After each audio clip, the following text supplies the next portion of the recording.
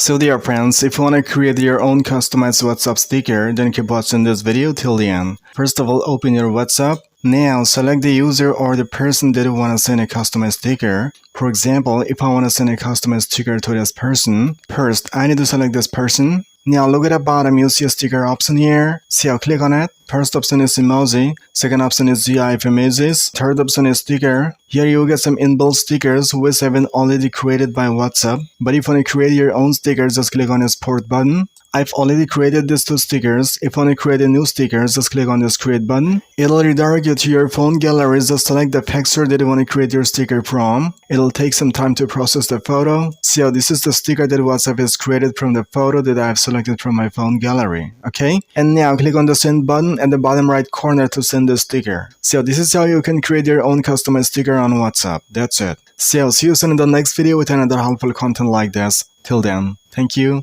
Bye-bye.